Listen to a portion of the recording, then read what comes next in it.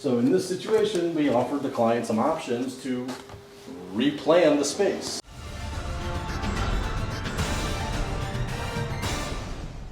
Hi, I'm Caroline Gow in the Baird and Warner Glenbrook office, and today I'm thrilled to visit Chad Freid again at one of his projects. He's with Castlehawk Builders. Thanks for having me, Chad. Thank you, of course. So last time we met Chad here, we asked him about how to open up a wall and make the open concept that a lot of buyers are looking at. So Chad's in the middle of his project. We're about 6 weeks away from finishing, but this doesn't even look like the same house. It's amazing what you've done so far. Thank you, yes. Quite a bit of changes and process that we went through to some big decision making to make a pretty good floor plan here, I think. Yeah, so tell us about the design challenges or how you got to this point right here. Sure, so the biggest scenario for the homeowner was trying to remove the big wall that we had enclosing this kitchen, making it a very small kitchen. And knowing that we have an addition above us, we were a little limited of what we could do, but the goal was either to have a separated header or a couple of columns. But in the long run, the client really wanted this ginormous island, and the only way to make this entire project work, to expand the kitchen over 2 rooms, was to have one column, which we will make it more decorative and make it look beautiful, and as part of the kitchen, as little as we can, to have a column in the middle of your island. But the benefits of opening this entire footprint up to have one column, the client chose that way to handle opening up their kitchen. So a lot of times you may be able to not have a column and put 2 columns and a beam across the top. Certain situations you can do nothing. Certain situations you have opportunities like this. Not that this is your favorite scenario, but in the end, again, having an island this big and a family room that's open to the kitchen the way they would like it, the benefits outweigh the negatives. Excellent. And how... We're in process. Yes, in construction. How does the process work in terms of choosing cabinets and colors and the design team you work with? So I have a really good cabinet team, designer of kitchen and baths, DK&B, and great to work with. We put together preliminary drawings, plans, and once we're at this stage, we've got full sets of like working drawings up on the wall, where my trades all know exactly where to run the mechanicals and where to run the electric, the plumbing, every single thing that we need to run to make the project have as minimal complications as possible. So we try to be pretty prepared where everything is going, and then we take a look at clients' needs, color, style, and we piece it all together. And once we're ordering, at this point we're obviously, everything is here, we're just finishing everything up. So when you guys come back in 6 weeks, we'll take a look at the finished product. So tell me about how you reorganized and you moved the bathroom over here and you made a nice mud room. How did that work out? So again, budget always has its constraints. And in this situation, we had a bathroom right in the middle of a laundry room. So in this situation, we offered the client some options to replan the space. So for example, this over here is now the laundry room. And the laundry room used to have the door to the garage. Well, now we moved the door to the garage through the mud room, so they have a separate laundry room for the washer dryer and plenty of cabinets for clothes, and they have an entire mud room entry that we could come this way and look at as well. So now they have both laundry and mud room, and we slid the powder room this way. Had to change all the obvious mechanicals, but again, it makes for the best floor plan to have the powder room closer to the foyer and the dining area. So like this room is a almost completed room. We're waiting on countertops and plumbing, but nice wall tiles done, the floors are done, the wall hung vanity is installed. Does the light in here work yet? We see that tile. Just a fan Yeah, light look at for the now. tile. Isn't that cool? The sconces around the walls aren't in yet, but the tile's pretty cool. So they've chosen a lot of nice black and white stylish colors. Correct. If you want to see the look of the cabinets, just in there, it's pretty, it's a midnight black. They're pretty cool. So Chad, how did this end up? You got rid of the fireplace. Now we have extra cabinets, and you did new flooring in here. Yes, all new floors. These are all pre-finished wide plank. But once the kitchen space finally ended, they wanted a bar and family entertaining area. So this is an entire cool bar feature now. There used to be a big fireplace with a hearth. So we ran a gas line down to the end to be able to add a fireplace once they decide what type and style they're going to want us to install later. But for now, no fireplace, just a lot of entertaining. So how has your business changed since COVID hit? So yeah, since last time we spoke, everybody wants to redo things in their homes, which is very good.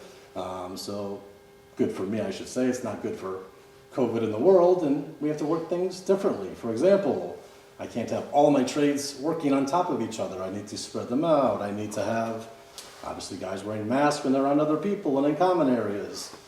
The trades are, so as far as spreading them a little thinner, projects are taking a little longer because of that. Bidding's taking a little longer because people are busy.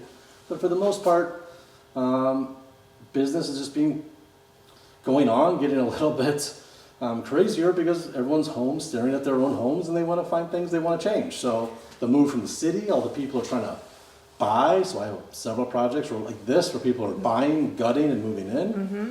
So that model is actually very popular right now because people don't want to move in until the work is done, and they love to take a home and make it their own. So I agree. And talking to homeowners in my business, I am seeing a lot of people moving from the city, and they tell me they want big bedrooms, whereas in the past they would rather have larger living spaces, entertainment spaces, but now because of e-learning, they care more about the size of the bedroom. They want move-in condition. They don't want to do projects, or if they're going to do something, then they're going to do it right before they move in. Correct. And also talking to homeowners who are living there now, they're taking vacation dollars and putting them in, investing it in their home, so they are doing a lot more projects. So the pent-up demand is taking its... Yeah, everybody that wanted to move now is a little scared to move, and the market may not be right, so they're spending some money in their own homes, making them nicer. The people that want to move and have to move, then there's people buying those houses want to redo even those homes. So nice cycle of work is always going to be needed to be done. As far as COVID, obviously, hopefully we have some ends soon, but as long as it's here, we have to continue to be safe, be smart, and keep working though. What has been your favorite project that's come to light with this house here? What have you... So we've done a lot of things that we added. I think their taste is very cool with all the black and the white. I think there's several things we did, like just opening up this wall right here.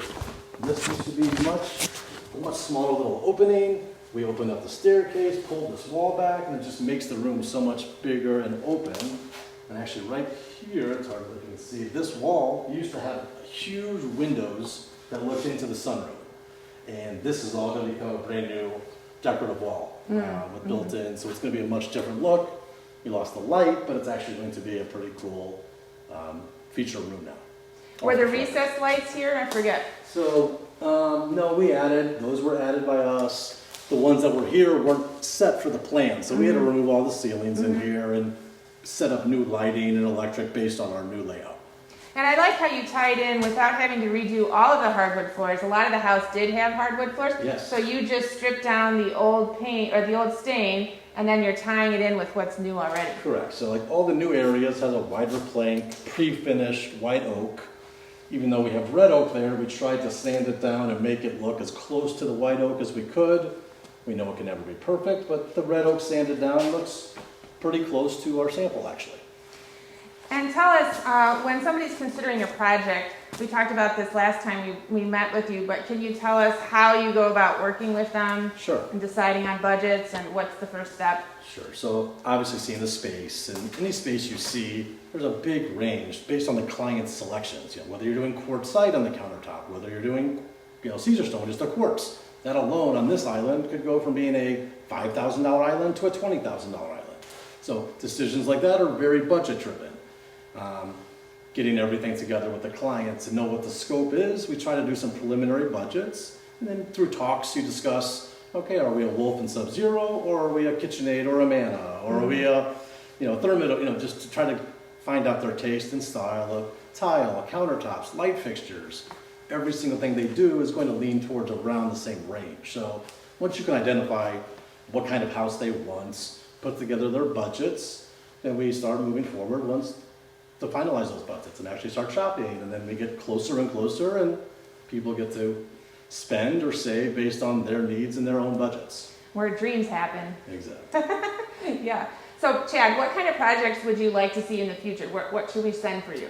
Well, this is my favorite type of project. Obviously, I love new construction homes. I love doing remodeling and basements and kitchens, but taking a house where no one's living there and completely changing it to their taste is probably my favorite type. Taking a house, gutting it, making it their own. But I don't like to say no, so I like to help everybody do anything they want to do. Perfect. So how can we reach you if you'd like to get in touch?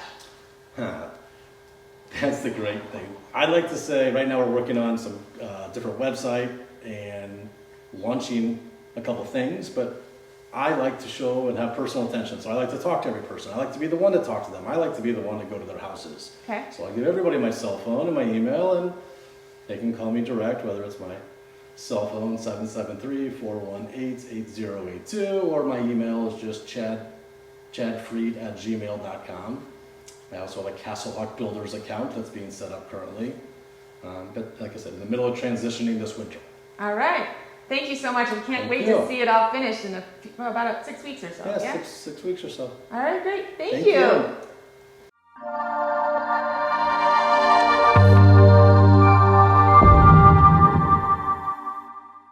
These are the kinds of invaluable insights I share with my clients when they choose to work with me. Hire me today.